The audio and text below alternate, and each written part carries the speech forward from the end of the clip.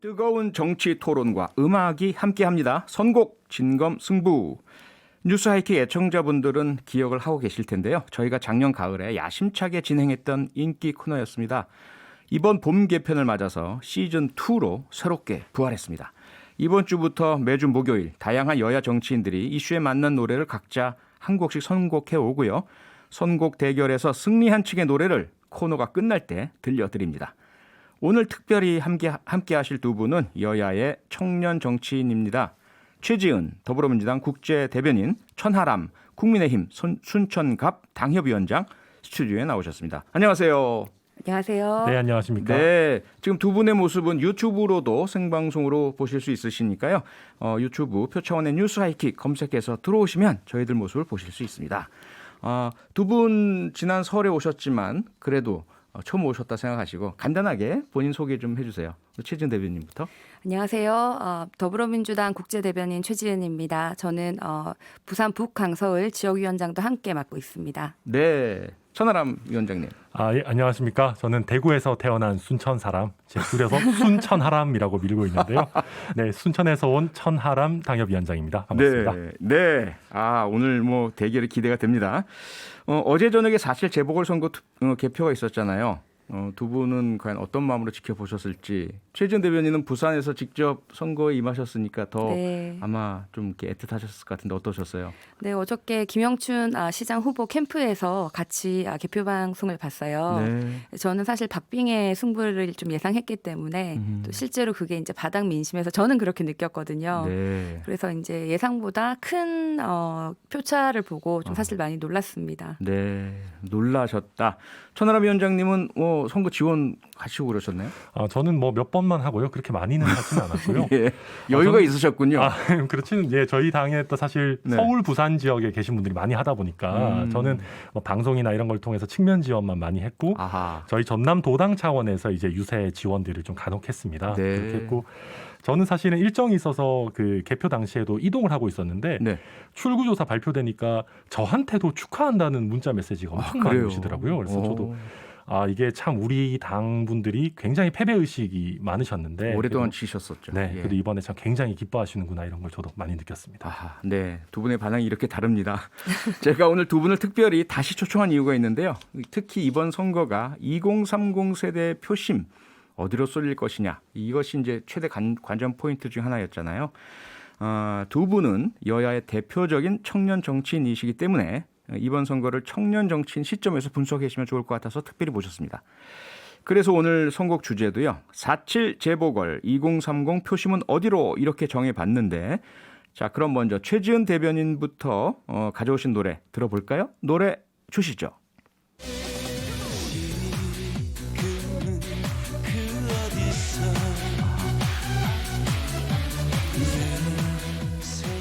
네, 이 노래 저희들은 익숙한 노래인데 소개 좀 해주시죠. 네. 제목과 가수. 부산 갈매기라는 노래인데요. 이 노래가 트로트인데 원래 네. 노무현 대통령께서 부산에 있는 제 지역구에서 낙선을 하시고 예. 이 노래를 공터에서 쓸쓸하게 부르시던 영상을 제가 봤는데 어저께 우리 부산시장 후보가 이제 선거에서 크게 지니까 이 노래가 떠올랐고 또 이 노래 가사가 지금은 어디에서 뭐 내 생각을 잊었는가 이게 2030을 지금 한때 진보였는데 지금 어디에 갔나 이런 생각이 들어서 이 노래가 떠올랐습니다. 2030님들이요, 어디서 무슨 생각하십니까? 민주당에서 이제 2030을 부르시는 이런 심경이군요. 네. 네, 가슴이 짠하네요. 자, 그럼 이번에는 천하람 위원장 어떤 선곡을 하셨는지 정말 궁금한데요. 한번 들어보겠습니다.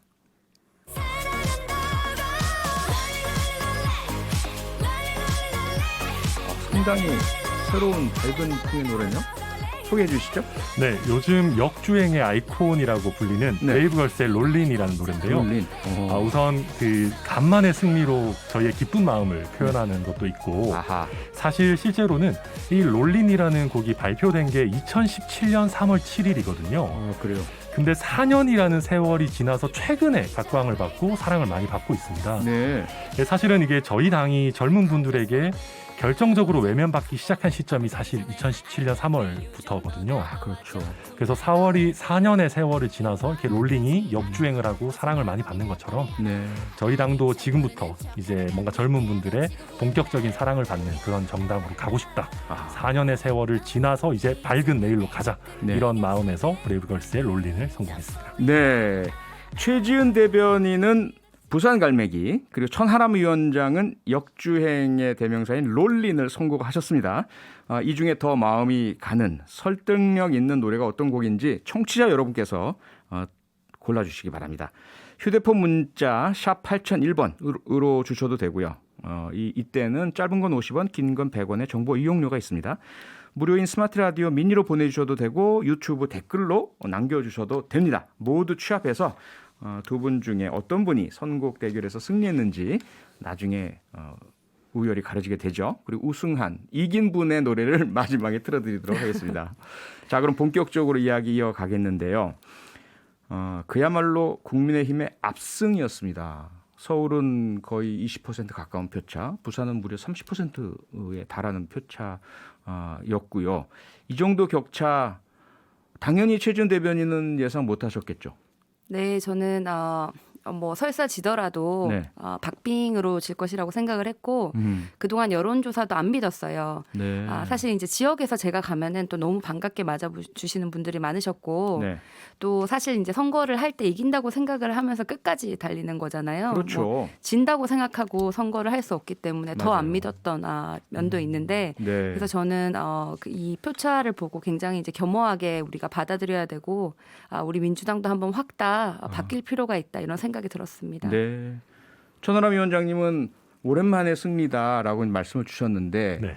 이렇게 크게 격차 벌어질 것이다라고 예상하셨나요? 네, 저는 사실 예상했습니다. 그래요? 저는 이번에 민주당에서 선거 치르시는 걸 보면서 네. 지난번 4.15 총선 때 저희 당이 선거 치르는 것 같았어요. 그러니까 저도 예. 선거를 뛰고 있는데도 네. 그날 저녁에 뉴스를 보면 계속 악재가 나오는 거예요. 저희 네. 당 중앙당에서 뭐 막말이 나오고 뭐 맞아요, 공천 맞아요. 파동이 나오고 네. 하루하루 이 중앙당이 도와주지는 못할 망정 왜 이렇게 초를 치냐라는 생각을 굉장히 많이 했었었는데요. 사실 네. 이번 민주당의 선거 치르시는 걸 보면 후보분들이야 당연히 열심히 하셨지만 그 예. 당이라든지 또 구성원들이 여러 악재를 좀 쏟아냈기 때문에 투표율이 어느 정도 나온다면 이제 저는 이번에 투표율이 좀 높지 않으면 위험할 수도 있겠다라고는 생각은 했었습니다. 아하. 이게 좀 정책이나 비전이 실종된 그런 선거였기 때문에 네. 많은 분들이 정치 혐오나 무관심에 빠질 수도 있겠다. 그렇게 되면 조직에서 조금 우세한 민주당이 해볼만 할 수도 있겠다라고 생각은 했었는데요. 네. 그게 아니라 투표율이 어느 정도만 나온다라고 하면 이거는 분명히 좀 성남 민심이 표출이 될 거다. 네, 예. 그렇게 느꼈습니다. 어느 정도 예측이 됐다는 말씀 주셨는데 자 그러면 천하람 위원장께서는 이번 선거의 승리의 요인 가장 결정적인 것 한 가지만 뽑으라면 뭘 꼽으시겠습니까? 사실 이거는 저희가 뭘 잘했다기보다 정부 네. 여당의 실책이 많아서 그런 건데요. 굳이 그래도 저희 당 하나만 뽑자면 네. 상식의 영역으로의 복귀라고 말씀드리고 싶어요. 상식의 영역으로의 복귀. 네, 그러니까 무슨 얘기냐면 저희가 사실은 기존에는 선택지도 될 수 없는 비상식의 영역에 있는 정당이라고 평가를 많이 받았었던 것 같아요. 저래도 저희가 최근에 예를 들어서 5.18 민주화 운동에 대해서도 네. 김종인 위원장이 무릎 꿇고 사과도 하시고 네. 전직 대통령들의 과오에 대해서도 사과하시고 또 막말이나 과도한 장외투쟁이나 이런 것들도 좀 사라지면서 네. 유권자들이 보시기에 그나마 이제 좀 정상적인 상식적인 정당이 돼가고 있는 것 아닌가라는 느낌을 좀 드렸던 것 같습니다. 네, 천하람 위원장님의 분석이 좀 소름 끼치도록 놀랍습니다. 전혀 보지 못하던 그렇죠. 국민의힘에서 이러한 말씀은 전혀 듣지 못했던 말씀이신데 그렇기 때문에 더더욱이나 이번 승리가 무게가 대단히 크게 느껴지네요. 네. 최지은 대변인께서는 이런 참패의 원인 한 가지만 꼽으라면 뭘 꼽으시겠어요? 저는 민주당의 과오, 민주당의 너무 자만했던 오만 이런 게 좀 있는 것 같습니다. 예. 180석이 이제 되고 나서 이제 굉장히 자신감이 붙었고 국민들께서 우리가 하고 싶었던 것을 밀어주신다라고 생각을 했는데 네. 그러면서 또 여러 가지 개혁이 빨리 안 된 부분이 있고 그래서 이제 180석 줬는데 왜 빨리 안 하냐라는 말도 있었고 네. 또 동시에 우리가 소통을 너무 끼리만 한 게 아닌가. 좀 다양한 연령, 다양한 세대, 다양한 지역에서 네. 조금 더 소통을 더 잘하고 어떤 부분이 좀 부족한지를 좀 빨리 듣고 빨리 실행하고 네. 잘못된 부분은 좀 빨리 바꾸고 이래야 되는데 좀 그런 게 너무 늦었지 않나 이런 생각이 듭니다. 네. 자, 어떻게 보자면 양당 모두 승리했으면서도 어떤 자성의 말씀, 또 민주당은 상당히 깊은 어떤 성찰의 말씀을 주셨는데 천하람 위원장께서 앞서 국민의힘의 승리이기보다 민주당과 정부의 실책이 너무 컸고 국민의 어떤 그 실망이 컸기 때문이다라는 말씀을 주셨는데 그것은 거꾸로 이야기하자면 정부와 여당이 정신 차리고 국민 눈높이에 맞게 쇄신을 하면 지금의 국민의힘만으로는 또다시 질 수 있다 이렇게 해석이 되네요. 네, 저도 그런 지적에 굉장히 동감을 하고요. 예. 지금부터가 저는 저희 당의 굉장히 위기라고 지금부터가 위기다. 듭니다. 그리고 저도 한 가지 또 말씀을 드리고 싶은 게 예. 선거 승리하자마자 정확하게는 선거 승리를 보는 중에 벌써 나쁜 버릇이 나오고 있거든요. 이게 바로 저희 당의 그 송원석 의원 네. 이야기인데요. 폭행 문제요. 예, 선거 개표 방송을 보는데 본인의 자리를 마련해 두지 않았다라는 이유로 당직자한테 폭행을 하고 폭언을 하고 이런 일이 있었습니다. 그래서 네. 저는 이게 사실 2030의 마음을 바로 앗아갈 수 있는 굉장히 약자에 대한 어떻게 보면 갑질이지 않습니까? 네네. 그래서 이런 일이 결코 없도록 저희 당에서 조치를 취해야 되고 이번에 예.